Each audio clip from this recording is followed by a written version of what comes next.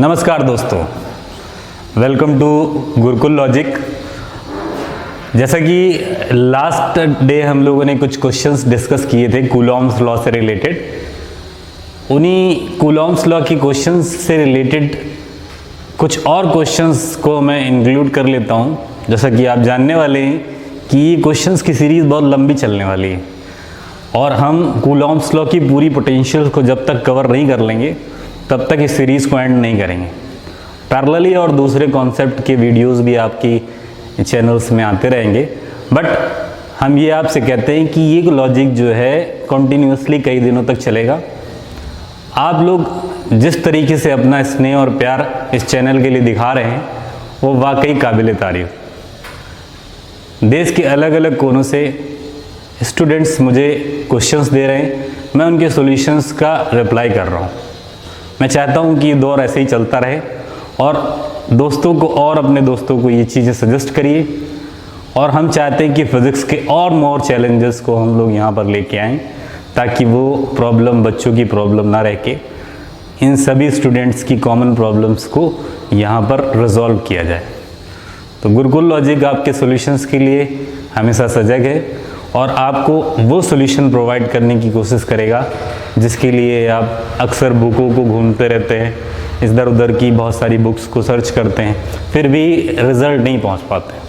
तो हम चाहेंगे कि उन सॉल्यूशंस पर ही बेस जो कि केरली रांची पर पढ़ रही छात्रा अंजलि ने पूछा है, उस क्वेश्चंस का हम लोग आज डिस्कशन करते हैं। फिर और भी क्वेश्चंस हैं जो बच्चे लेके आए हुए हैं। पहले तो मैं उस पर्टिकुलर क्वेश्चंस को ले लेता हूं जो कि अंजलि ने पूछा होगा। देखिए क्वेश्चंस क्या है, बहुत ही जेन्युइन क्वेश्चंस में से है और बेसिक कॉन्सेप्ट कूलॉम्स लॉ का बेसिक कॉन्सेप्ट ही पॉजेस किए हुए हैं। ये क्वेश्चन ऐसा नहीं है कि कहीं फिजिक्स से हट के है या ऐसा कुछ, बट ये क्वेश्चन प्योर साइंटिफिक लॉजिक पे जाता है। जैसे कि हम लोग पाते हैं, अपने आप को हम लोग देखते हैं कि जो टेस्टिंग्स होती हैं जहाँ पे अल्फा स्कैटरिंग एक्सपेरिमेंट की भी कई बार हम लोग बात करते हैं, तो वहाँ उन बेसिक कॉन्सेप्ट में कैसे ये कॉन्सेप्ट कूलॉम्स लॉ के अप्लाई हो जाते हैं, उनको इस क्वेश्चंस में इन्वॉल्व किया गया है। थोड़ी सी फिजिक्स, थोड़ी सी mathematics, then after that solution. Mathematics के पार्ट को अगर आप लोग जो है डिनाई करते हैं तो मैं कहता हूँ कि ये प्लेटफॉर्म आपके लिए सही नहीं है। मैथमेटिक्स के कॉन्सेप्ट को जब तक हम इंक्लूड नहीं करते हैं इस फिजिक्स में, तब तक जो है आप एक्सीलेंस को नहीं ले सकते, इन क्वेश्चंस की पोटेंशियल्स को नहीं समझ सकते। तो यहाँ पर चाहेंगे कि मैथमेटिक्स से आपको भागना नहीं है। अगर कहीं मैथमेटिक्स में इश्यूज आते हैं किन्हीं कॉन्सेप्ट्स पे, तो आप मुझे कमेंट बॉक्स पे रिप्लाई दे सकते हैं, हम उनके जेन्युइनली आंसर्स देने वाले हैं आपको। क्वेश्चन ले लेते हैं। क्वेश्चन ये है कि मैं पहले तो वर्बली इसको रिकॉल कर देता हूं, फिर यहां पे मैं इंप्लीमेंट कर देता हूं। An alpha particle passes rapidly. Alpha particle, you know alpha particle. Alpha particle की हम बात करें तो ये अल्फा पार्टिकल को हम लोग इस तरीके से रिप्रेजेंट करते हैं। 2 यूनिट का पॉजिटिव चार्ज होता है, ये पास कर रहा है ऐसे रैपिडली। कहां से होके जा रहा है? Through the centre of hydrogen molecules. अगर कोई हाइड्रोजन मॉलिक्यूल्स को हम लोग ले लेते हैं तो हाइड्रोजन मॉलिक्यूल्स का जैसे आप लोग जाने तो ये H2 को हम लोग रिप्रेजेंट करते हैं। यहाँ पे H एक मॉलिक्यूल्स यहाँ पर है और दूसरा H का जो है मॉलिक्यूल्स यहाँ पर। थोड़ा सा मैंने इसको मैग्नीफाई करके बना दिया है, तो यहाँ पर H की बात कर ली, यहाँ पर भी H की बात कर ली। यहाँ पर अगर मैं ऐसे कहूँ तो ये यहाँ से होकर ऐसे करके क्रॉस करते हुए बाहर की तरफ निकलता है।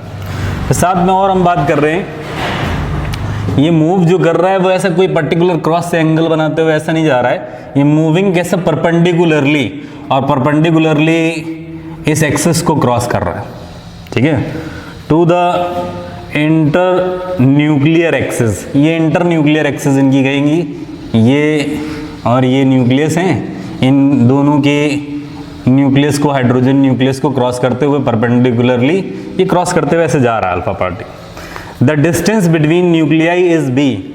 इस न्यूक्लियस और इस न्यूक्लियस के बीच में जो डिस्टेंस है वो आपको बी दी हुई है और बिल्कुल परपेंडिकुलर बीच से होते हुए पास हो रहा है। दैट्स वाई अगर मैं बात करूं कि ये ए हो गया, ये भी ए हो गया, तो आप ए की वैल्यू आप लोग क्या लिख सकते हैं, वो लिख सकते हैं b/2। बहुत ही आसान है कि ये वैल्यू और ये वैल्यू हाफ हाफ हो जाएगी, तो ए की वैल्यू कितनी हो जाएगी, b/2। नेक्स्ट, और जो इसमें स्टेट्स इसने दिए हैं उनके बारे में बात कर लेते हैं कि where on its path does alpha particle experience the maximum force. यहां से चलना स्टार्ट करेगा और जैसे जैसे क्लोज जाएगा तो कह रहा है कि किस टाइम पे अल्फा पार्टिकल पे लगने वाला इलेक्ट्रोस्टैटिक फोर्स मैक्सिमम होगा।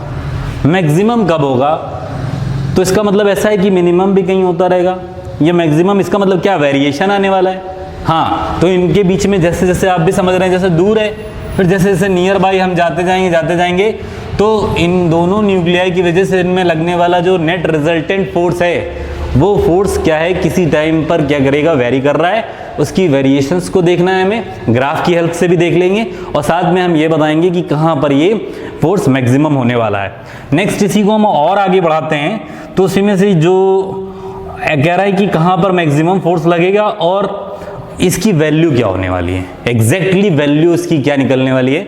तो हमें ये बताना है कि पोजीशंस बतानी है कि किन किन पॉइंट्स पर जो है एफ मैक्सिमम मिलने वाला है, और ये एक्स मैक्स एफ मैक्स जो है ना, एफ मैक्स की वैल्यू क्या आने वाली है।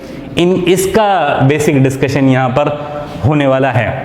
तो जब ये अल्फा पार्टिकल ऐसे यहाँ से चल रहा था, तो पर्टिकुलर ये न्यूक्लियाई और ये न्यूक्लियाई इस अल्फा पार्टिकल पे जो लगाने वाले फोर्स हैं उनके बारे में बात कर लेते हैं। जबकि ये अल्फा पार्टिकल पर्टिकुलर इस एक्सिस से, जो ये परपेंडिकुलर एक्सिस है, इससे यहाँ पर मान लेते हैं कि एक्स डिस्टेंस पर है पर्टिकुलर इस लोकेशन पर, और इस लोकेशन पर क्या है कि ये न्यूक्लियस इस पर एक फोर्स अप्लाई कर रहा होगा, ऑब्वियस सी बात है, एक इलेक्ट्रोस्टैटिक फोर्स अप्लाई कर रहा होगा ये इस तरीके से, और ये वाला न्यूक्लियस भी इस पर एक क्या कर रहा होगा, इलेक्ट्रोस्टैटिक फोर्स अप्लाई कर रहा होगा। दोनों ही न्यूक्लियस इस पर क्या कर रहे होंगे, इलेक्ट्रोस्टैटिक फोर्स अप्लाई कर रहे होंगे, और ये इनकी जो डायरेक्शन है वो डायरेक्शन क्या है, इस तरीके से ये वैल्यू एफ आ रही है, और ये वाली वैल्यू भी जो यहाँ से निकलने वाली है ये भी एफ है। बट इससे कंफ्यूज मत होइएगा, जो एफ जो हमने लिख रहा है ये रिजल्टेंट का मैक्सिमम वैल्यू लगेगा, कब मैक्सिमम वैल्यू आने वाली है। ये न्यूक्लियस और ये न्यूक्लियस ये दोनों ही क्या कर रहे हैं, इस अल्फा पार्टिकल पर फोर्स लगा रहे हैं। और मैं अगर इसी एक्सिस को इस तरीके से और बढ़ा दूं, तो अगर मैं कहूं कि ये पर्टिकुलर एंगल अगर यहाँ पर हम लोग का थीटा बन रहा है, तो ये एंगल भी थीटा होगा, क्योंकि इस पर लगने वाले इसकी वजह से फोर्स और इसकी वजह से फोर्स, दोनों ही फोर्स इक्वल फोर्स होने वाले हैं, ठीक है ना। तो यहाँ पर जो लगने वाला फोर्स है वो क्या रहेगा, एफ और एफ हो जाएंगे। मैं अगर आपसे कहूँ कि इस टाइम पर ये अगर थीटा है, तो आगे अगर आप इसको अच्छे से समझ पाते हैं तो ये वी वैल्यू थीटा होगी और ये वाली वी वैल्यू थीटा होगी। इन केस कभी ऐसी जरूरत पड़ती है तो इसका इस्तेमाल कर लेंगे। ज्योमेट्री क्लियर है, अब आपके लिए कोई बड़ी डील नहीं है। अब आपको करना क्या है कि इस पर जो फोर्स हैं इनको क्या करिए कि आप हॉरिजॉन्टल कंपोनेंट और वर्टिकल कंपोनेंट्स में ब्रेक कर दिए। सिंपल, हॉरिजॉन्टल कंपोनेंट और वर्टिकल कंपोनेंट में जब हम ब्रेक करने चले तो एफ का अगर मैं हॉरिजॉन्टल कंपोनेंट यहाँ पे लूँ तो बच्चे जानते हैं कि एफ का पास में वैल्यू क्या होती है, एफ कॉस थीटा, और थीटा से दूर की वैल्यू यहाँ पर जब लिखते हैं तो ये क्या आती है, एफ साइन थीटा। ये आप लोग को मैं 11th क्लास में आपको बड़े आराम से सिखा चुका हूँ। तो ये वाला तो फोर्स ब्रेक हो गया। ऐसे इस वाले फोर्स को अगर हम ब्रेक करने चलें तो इसका थीटा के पास में जो वैल्यू आने वाली है वो आने वाली है एफ कॉस थीटा, और जो थीटा से दूर जाने वाली वैल्यू है वो क्या आने वाली है, ये आने वाली है एफ साइन थीटा। सो अब आप देख सकते हैं कि इस पॉइंट पर जो फोर्सेस लग रहे थे ये भी कैंसिल हो गया। अभी जो फोर्सेस लग रहे थे उनकी अगर मैं बात कर लेता हूं प्रॉपरली, तो वो फोर्सेस कौन कौन से हैं। जो फोर्सेस हैं वो आपके सामने हैं। ये वाला फोर्स एफ साइन थीटा और एफ कॉस थीटा में ये साइन थीटा वाले तो इक्वल और अपोजिट डायरेक्शन पे होने की वजह से कट जाने वाले हैं, और इन दोनों फोर्सेस का हो जाने वाला है एडिशन। तो जो फाइनल जो रिजल्टेंट फोर्स इस पे आ रहा है वह एफ आर की वैल्यू यूं कहें कि क्या आने वाली है, तो हम लोग लिखने वाले हैं 2f cos थीटा। क्लियर है, 2f cos थीटा क्लियर। अब हमको क्या 2 की वैल्यू रख देते हैं, f की वैल्यू रख देते हैं और cos थीटा की वैल्यू रख देते हैं, यहां से fr मिल जाएगा। तो देखते हैं अब इसकी जो इंटरनल पार्ट है उसके डिस्कशन में चले जाते हैं। ये हाइड्रोजन का है तो इस पर जो न्यूक्लियस पे जो चार्ज होगा वो प्लस ई का पॉजिटिव चार्ज, यहाँ पर भी चार्ज होगा वो प्लस ई का पॉजिटिव चार्ज। मैं एफ के बारे में डिस्कशन करने चल रहा था, तो यहाँ पर मैं कहूँ कि अल्फा पार्टिकल पर कितना चार्ज होता है, तो ये बच्चे जानते हैं प्लस का 2e, इतने के बराबर का चार्ज होता है। और ये न्यूक्लियस पर जो चार्ज होगा वो कितना होगा, वो होगा प्लस ई का। तो ये एफ की वैल्यू जब निकालने चले तो वो हो जाती 1/4 pi epsilon not, first charge second charge, first charge E, second charge 2e, और बीच की डिस्टेंस को अगर आप लोग लिखें तो मैं इसको क्या कर लेता हूँ, नंबरिंग कर लेता हूँ। ये मान लेते हैं ए है, ये पॉइंट बी है, ये पॉइंट सी है, ठीक है, और इस पॉइंट को मिड है तो ये एम भी मान लो। अभी क्या करते हैं, बी और सी के बीच की डिस्टेंस की बात कर लेते हैं कि बी और सी के बीच की डिस्टेंस क्या होने वाली है, इसके बारे में थोड़ा सा डिस्कस कर लेते हैं कि बी और सी के बारे में क्या डिस्टेंस निकलेगी। तो बी सी की डिस्टेंस अगर निकालें, ये एक्स है और ये ए मान रखा है, तो ये पाइथागोरस थ्योरम से कितनी हो जाएगी, under root of x square plus a square, ठीक है ना, under root of x square plus a square. But हम लोग को करना क्या होता है, स्क्वायर करना होता है भाई। 1/4 pi epsilon not, first charge second charge upon distance का स्क्वायर। ये एफ की वैल्यू आ गई। अगर मैं यहीं से कहूं कि लगे हाथ भैया ऐसा है, कॉस थीटा भी बता दूं क्योंकि इसकी भी जरूरत पड़ने वाली है। तो कॉस थीटा की बात करें, ट्रायंगल को देखिए, तो ट्रायंगल में अगर मैं कहूं कि थीटा है तो ये बेस और ये hypotenuse, base upon hypotenuse, x upon under root of hypotenuse की वैल्यू देखेंगे x square plus a square. अब देरी मत करिए, तुरंत वैल्यू रखिए, और एफ आर की वैल्यू कितनी आने वाली है 2, एफ की वैल्यू रखेंगे कितनी 1/4 pi epsilon not 2e square, 2e square. हम इसकी वैल्यू रखेंगे, इसकी वैल्यू रखेंगे, कॉस थीटा भी लगे हाथ यहीं पे दे देंगे। यहाँ पे देखिए कॉस थीटा की वैल्यू और एफ की वैल्यू दोनों ही यहाँ पर दे दी गई। तो यहाँ पर नीचे देखेंगे तो क्या, under root x square plus a square की पावर 2 और यहाँ पावर 1, तो दोनों के ऊपर पावर कितनी हो गई भैया, under root x square plus a square की पावर कितनी हो गई 3। इसको अच्छे से देखिए, ये रूट का मतलब होता है पावर 1/2, तो ये क्या, इसको हम इस तरीके से लिख सकते हैं। आप सभी लोग मुझे बताइए, ये हो जाएगा कितना बेटा, 4e square 4 pi epsilon not, इसकी वैल्यू आने वाली है x square plus a square power 3/2, ठीक है। एफ आर की वैल्यू तक हम लोग पहुंच चुके हैं। अब इसकी वैल्यू जो है हमें बतानी थी कि क्या एग्जैक्ट वैल्यू आएगी, बट अभी भी हम लोग उस कंक्लूजन पे नहीं पहुंचे हैं। जो सोचे कि एफ आर निकाल लिया तो हम यहाँ पर कंक्लूजन पे पहुंच गए। अभी तो मैथमेटिक्स बाकी है, अभी तो केवल फिजिक्स शुरू हुई थी, और फिजिक्स के बाद अब जब मैथमेटिक्स लगेगी तो वो अपने कैसे इस क्वेश्चन के मतलब स्वरूप में एक बड़ा सा चेंजेस लाएगी, और कैसे बिल्कुल स्टेट्स को निकाल के आपके सामने रिप्रेजेंट करेगी कि आपको तब मजा आने वाली है। एफ आर की वैल्यू मैक्सिमम की बात करते हैं तो तुरंत आपके माइंड में क्लिक करता होगा कि कंडीशन मैथमेटिक्स में हुआ करती है मैक्सिमा मिनिमा की, जिसमें हम करते क्या हैं कि फंक्शन को डिफरेंशिएट करते हैं और उसका स्लोप जो निकालते हैं उसको इक्वल्स टू 0 कर देते हैं। Differential of the function is equals to 0, ऐसे कुछ कर के वैल्यू क्या निकालते हैं। अब उसमें से जो अननोन वैल्यू है इसकी वैल्यू निकाल लेते हैं, निकली हुई वैल्यू को उठा के फिर से सी पे रख देंगे, एफ मैक्स पता चल जाएगा। तो आइए, तो हम लोग पहले देखते हैं भाई, ऐसा है कि एफ आर को पहले लिख लेते हैं 4 constant E square constant 4 pi epsilon not x square A square power 3/2। और इसी में देख रहे हैं तो भाई एक चीज़ गलती कोई बिल्कुल कर दी अगर तो हमने गड़बड़ हो जाएगा। वो मैं अक्सर कहता रहता हूँ, ये एक्स जब कॉस थीटा रखा तो ये एक्स भी रहेगा, ये एक्स भी है, तो यहाँ पर ये देखिए एक्स भी बना हुआ है। यहाँ पे जितना कांस्टेंट है इससे कोई मतलब नहीं है भाई, देखिए कांस्टेंट तो कांस्टेंट सो कांस्टेंट।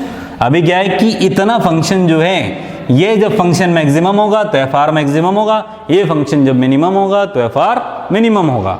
तो आइए करते क्या है कि मैं इस पूरे फंक्शन को मैं मान लेता हूँ क्या y, और y को हम देख देते हैं क्या x, इसको ऊपर लेके आ जाते हैं एक्स स्क्वायर ए स्क्वायर माइनस 3/2, ठीक है। फर्स्ट फंक्शन सेकंड फंक्शन, अब करने वाले क्या हो, डिफरेंशिएट dy ओवर dx, ठीक है ना। First differentiation of second power 3/2 आगे आएगी, ठीक है ना। यहाँ पर हो जाएगा x square plus a square, power एक सब्ट्रैक्ट होगी -5/2। यहाँ पर वैल्यू, इसके बाद हम अंदर फंक्शन की पावर की डिफरेंशिएशन के बाद फंक्शन की डिफरेंशिएशन करते हैं तो ये आएगा 2x, और आगे वैल्यू ए स्क्वायर की वैल्यू 0। यहाँ पर आगे हम और चलते हैं, ये फर्स्ट फंक्शन सेकंड फंक्शन को अगर मैं डिफरेंशिएट करता हूँ, first differentiation of second plus second as it is differentiation of first का डिफरेंशिएशन करेंगे 1। होता क्या है कि मैक्सिमा मिनिमा कंडीशन के निकालने के लिए इसको हम लोग 0 के बराबर कर देते हैं। आइए इसमें से जितना कॉमन है कॉमन करके अलग कर लीजिए, तो x square plus a square की पावर -3/2 ये वैल्यू आपसे बाहर आ जाने वाली है, ठीक है ना। तो ये वैल्यू जैसे ही बाहर आने वाली है, इस वैल्यू के बाद मैं अगर बात करूं यहाँ पर 1, और यहाँ पर जो वैल्यू आपके पास आने वाली है तो 2 से 2 काट दीजिए, तो कितना आने वाला -3x स्क्वायर, ठीक है ना, -3x स्क्वायर, और साथ में इसमें और जो रहने वाला है x square plus a square, और जो पावर इसमें बचने वाली है, जब 3/2 आपने पावर इसमें से निकाली ली तो यहाँ पर जो बचने वाली वैल्यू है वो कितनी आने वाली है -1 की, इज इक्वल्स टू 0। अब देखिए ये तो 0 होने से रहा, कभी नहीं हो सकता 0, क्यों, ये एक्स स्क्वायर ए स्क्वायर दोनों ही पॉजिटिव रहेंगे। अब उसके ऊपर पावर चाहे नेगेटिव रखो या पॉजिटिव रखो, इसकी वैल्यू 0 नहीं हो सकती, तो 0 इसी की होने वाली है भाई। तो इसको 0 के बराबर करिए, x की वैल्यू निकालिए -3x स्क्वायर।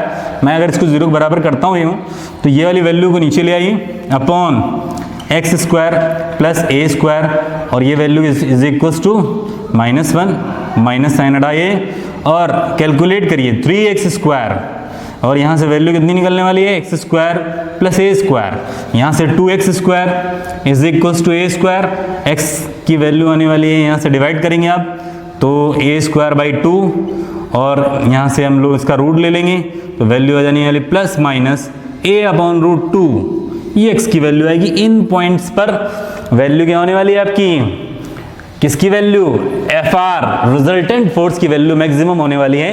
तो अगर मैं इस तरीके से आपसे ये कहूँ कि भैया ऐसा है कि मैं ग्राफ बनाने चलता हूँ और आपसे कहता क्या हूँ कि एक जगह पर ये वैल्यू यहाँ पे ले लो, दूसरी जगह पे ये वैल्यू ले लो, और यहाँ पर ये इसको रिप्रेजेंट कर दो, तो लगे हाथ क्या करते हैं भाई, ऐसा है कि a की वैल्यू यहाँ पर डाल ही देते हैं। a की वैल्यू क्या थी b/2, कैलकुलेट करके लिखा था कि नहीं, मैं बोल रहा हूँ आपको, दिखा भी हो जाए, a is equal to total b है तो b/2 हो जाएगा। यहाँ पर वैल्यू रखेंगे तो कितना हो जाएगा, b/2 का मतलब है 2√2, ये चीज़ समझ लो आराम से। इसको अगर मैं देखूँ फंक्शन को, तो ये इन दो पॉइंट्स पर हमें प्लस ये माइनस की वैल्यू b/2√2, और यहाँ पर क्या है प्लस की वैल्यू b/2√2, इन पॉइंट्स पर FR की वैल्यू मैक्सिमम आने वाली है, ठीक है। तो इन वैल्यूज़ को अगर हम लोग देखें और आगे बढ़ें तो ये हमको ये पता चल गया कि कहाँ पर मैक्सिमम आने वाली है, बट कितनी वैल्यू मैक्सिमम आने वाली है, इसकी वैल्यू क्या करिए, x की वैल्यू इस फंक्शन में आप पुट कर दीजिए, और पुट करने के बाद सभी लोग कलम निकालिए, और कलम निकाल के FR की वैल्यू आप लोग मुझे बताइए। आपको करना है कितना है 4e², x की जो वैल्यू आई है वो आप रख दीजिए। तो एक बार FR इधर की तरफ मैक्सिमम मिलेगा, दूसरी बार उधर की तरफ मैक्सिमम मिलेगा, वैल्यू तो पुट करो भाई, कितना प्लस का 2√2, और यहाँ पर भी देख लीजिए 4πε0, और यहाँ पर जो वैल्यू आने वाली है x की वैल्यू आप लगातार अगर डाल भी देते हैं तो b/2√2, और उसका होने वाला है अभी यहाँ पर स्क्वायर और प्लस a² और पावर 3/2।